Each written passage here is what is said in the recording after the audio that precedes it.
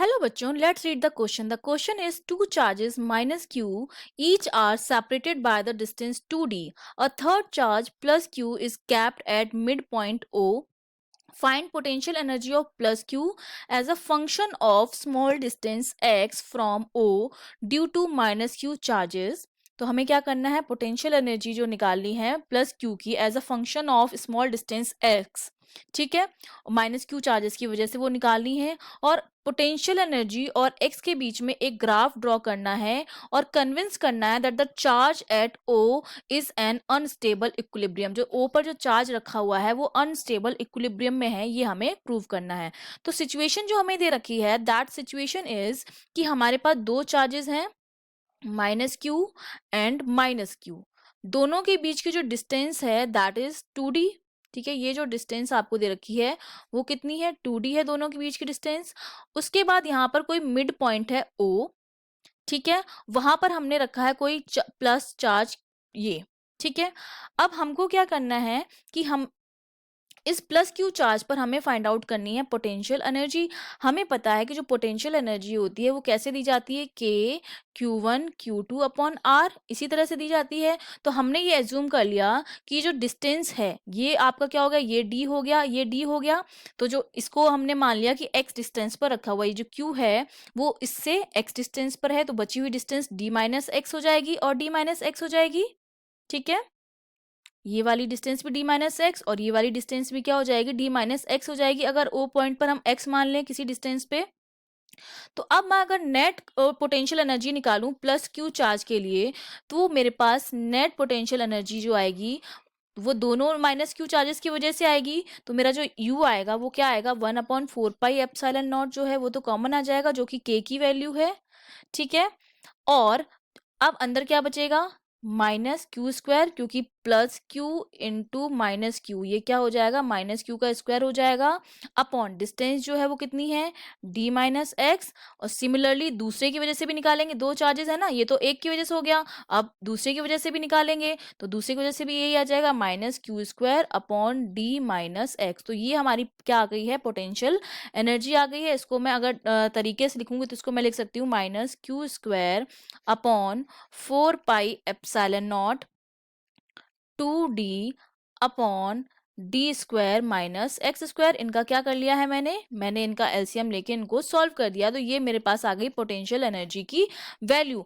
अब अगर मैं D U upon D X की वैल्यू निकालूं तो D U upon D x मेरे पास कितना आएगा, अगर मैं यहाँ पर D U upon D X की वैल्यू कैलकुलेट करूँ तो D U upon D x मेरे पास कितना आएगा, ये जो मेरे पास वैल्यू आएगी वो आएगी minus Q square upon 4πε0 dot 2d. और इसका इंटीग्रेशन करने के बाद क्या आ जाएगा, डिफरेंशिएशन करने के बाद x के रेस्पेक्ट में ये आ जाएगा 2x upon D square minus X square का होल स्क्वायर. ये मेरे पास आ गई D U upon D X की वैल्यू. मैंने क्या कर दिया है, u को डिफरेंशिएट कर दिया है x के रेस्पेक्ट में. तो ये मेरे पास वैल्यू आ गई D U upon D X की. अब अगर मैं x इक्वल्स टू 0 लिख लूँ तो x इक्वल्स टू 0 पर D U upon D X की वैल्यू अगर 0 है तब तो वो इक्विलिब्रियम में है, और x इक्वल्स टू 0 पर अगर D square U upon D square x की वैल्यू 0 नहीं है तो वो इक्विलिब्रियम में नहीं है. तो अगर मैं यहाँ पर x इक्वल्स टू 0 कर दूँ तो x की वैल्यू यहाँ पर अगर मैं 0 पुट करूँगी तो मेरे पास D U upon D X की जो वैल्यू है वो कितनी आ जाएगी, 0 आ जाएगी. इसका मतलब x इक्वल्स टू 0 पर क्या है, इक्विलिब्रियम पॉइंट है. ये एक हमारा क्या हो गया, इक्विलिब्रियम पॉइंट है. इक्विलिब्रियम पॉइंट जहां पर x की वैल्यू जो है वो क्या है, 0 है. अब मैं क्या करती हूँ, इसको डबल इंटीग्रेट जब मैं करूंगी, जब मैं वैल्यू निकालूंगी D square U upon D X square की, जब मैं इसको कर रही हूँ double integrate with respect to x, D square U upon D X square की जो वैल्यू आएगी वो हमारे पास कितनी आएगी, वो आएगी 2 क्यू स्क्वायर अपॉन 4πε0, यहाँ पर आ जाएगा d और ब्रैकेट में हमारे पास बचेगा 2 upon D square minus X square.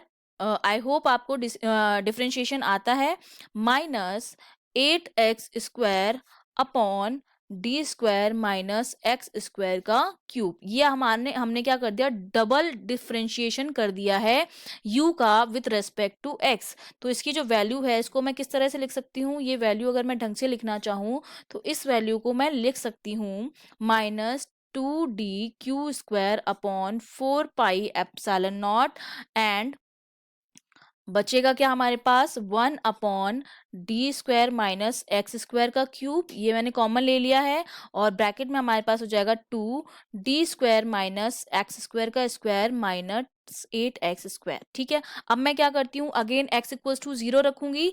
x equals to 0 पर अगर इसकी वैल्यू 0 आती तब तो इक्विलिब्रियम है, और नहीं आती है तो मतलब इक्विलिब्रियम नहीं है, अनस्टेबल इक्विलिब्रियम है। तो अगर मैं x इक्वल्स टू 0 रखूं, एट x इक्वल्स टू 0, तो जो वैल्यू आती है d² अपॉन dx² की, वो वैल्यू हमें मिलती है -2d(q² अपॉन 4πε0, ये बचेगा। और यहाँ ब्रैकेट में जो मेरे पास बचेगा वो बचेगा 1/d⁶, ये वैल्यू कितनी हो जाएगी, 0 हो जाएगी। ये वैल्यू कितनी हो जाएगी, 0 हो जाएगी। और ये वैल्यू भी कितनी हो जाएगी, 0 हो जाएगी, क्योंकि x इक्वल्स टू 0 रख रहे हैं तो d⁶ हो जाएगा, और यहाँ पर आ जाएगा 2d²। ठीक है, अब ये जो पूरी वैल्यू है वो नेगेटिव में है, मतलब जो वैल्यू आ रही है वो कितनी आ रही है, लेस देन 0 आ रही है। नेगेटिव का मतलब होता है लेस देन 0। तो हमने ये प्रूव कर दिया है कि वैल्यू 0 ना आकर लेस देन 0 आ रही है, नेगेटिव में आ रही है, मतलब क्या है, अनस्टेबल इक्विलिब्रियम है, इक्विलिब्रियम है। तो अगर मैं ग्राफ खींचना चाहूँ, सपोज मैं अगर ग्राफ खींचना चाह रही हूँ पोटेंशियल एनर्जी और एक्स के बीच में, तो मेरा जो ग्राफ होगा वो कुछ इस तरह का बनेगा। सपोज ये मैंने ले लिया, ठीक है, तो ये जो ग्राफ होगा नेगेटिव में आएगा और कुछ इस तरह का आएगा ग्राफ। ठीक है, ये मेरा u है इस एक्सिस पर, ये x है, और ये मेरा क्या है, मिड पॉइंट है। ठीक है, u की जो वैल्यू आ रही है वो किस में आ रही है, नेगेटिव में आ रही है। तो ये मेरा क्या हो गया, ग्राफ हो गया पोटेंशियल एनर्जी और x के बीच में, जो कि नेगेटिव में आ रहा है। दैट मीन्स ये क्या है, अनस्टेबल इक्विलिब्रियम है। Okay, I hope you understood well. All the best.